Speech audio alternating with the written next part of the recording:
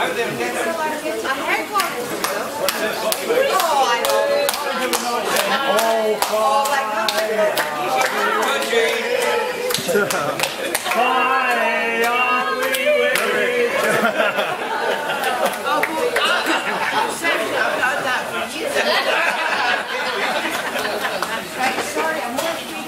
Absolutely, Jean. Absolutely. Yes. Yeah. I'll take a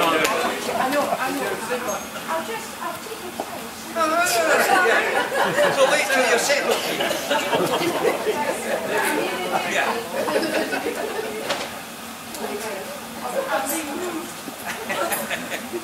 Well, you're new, Jean. Yeah, in fact, thank you, Gordon, for this abiding memory. If you go to an airport and Gordon Jones is waiting, you know how it's a sea of faces, and you don't know. Hello there. But I repeat myself. Yes, would you know? Thanks, Celia, sorry. I'm sort of leaving it like you left over. Dilemma, Celia, you're right. Yeah. As I was saying, if Gordon reminded me just with his whistle, if you go to a crowded airport and you're looking for your host, which is in Halifax, Nova Scotia, thousands of faces, and then suddenly you hear this, you know it's gone. You know it's gone. And that's the quickest way to find your host.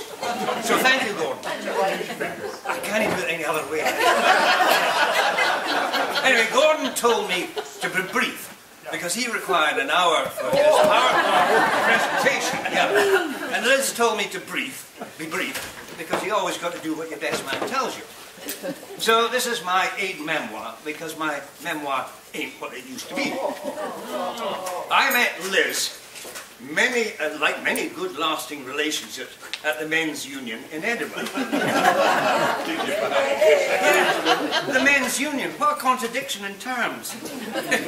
So it was the night before a rugby international against Wales. And the union was heaving with students from all across Edinburgh and elsewhere, and their numbers were swollen by a large contingent of Welshmen. So with a name like Evans, I became one of them. Then I spied a lovely blonde girl. She was in a gingham dress, sparkly eyes, I remember. And so with an accent like the Welsh Valley boys, I locked onto her. And it worked. Yeah. She'd always wanted to meet a Welsh boy from the pits. Yeah. Anyway, the deceit didn't last long.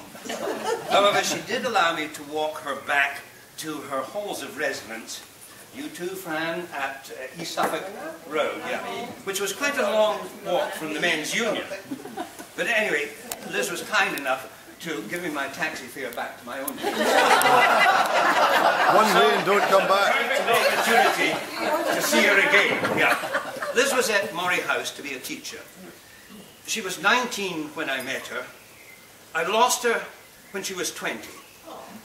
But I found her again when she was 21. It was then that I decided to have her chipped. And she stayed by my side ever since. Yeah.